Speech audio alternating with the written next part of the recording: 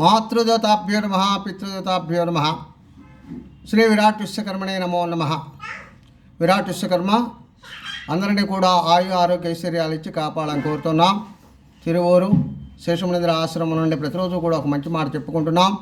ఈ రోజున విశ్వకర్మ యొక్క ఆవిర్భావం గురించి చెప్పుకుంటున్నాం, విశ్లేషణ ఇచ్చుకుంటున్నాం.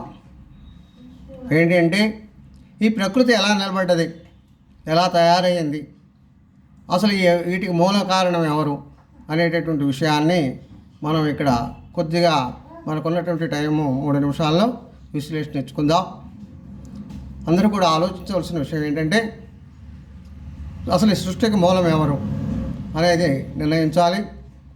శాస్త్రాలు వేదాలు ఏం చెప్తున్నాయంటే న భూమిం న జలం చైవ న తేజో న వాయు న తారక సూర్యచంద్ర అని తెలియచేస్తుంది.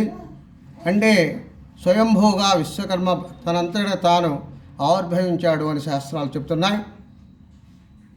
కాబట్టి ఇవన్నీ కూడా తను సృష్టించబడ్డది.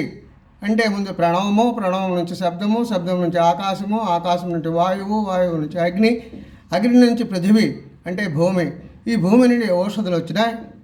ఈ ఔషధుల వల్ల సకల చరాచర జీవరాశులు 84 లక్షల జీవులు ఉద్భవించాయి. ఇలా ఉద్భవించడానికి కారణం ఏమిటి, ఎవరు అంటే నిరాకార స్వరూపమైనటువంటి మనకు అగోచరమైనటువంటి వ్యక్తి ఎవరో ఒకళ్ళు ఈ సృష్టి నిర్మాణం జరిగింది. ఆ సృష్టి నిర్మాణం చేసినటువంటి ఆయన నిరాకార స్వరూపంలో ఉన్నాడు కాబట్టి ఆయనని ఆకార స్వరూపంలో విశ్వకర్మగా మనము ఆయన్ని కొలుస్తున్నాం.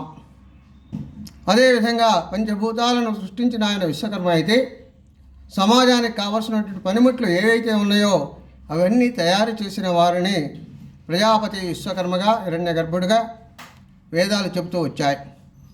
అంటే ఇప్పుడు సమాజానికి ఏమేం కావాలి, వస్తువులు జీవించడానికి కావలసిన వస్తువులను తయారు చేసిన వారిని విశ్వకర్మలుగా భావిస్తూ వచ్చారు.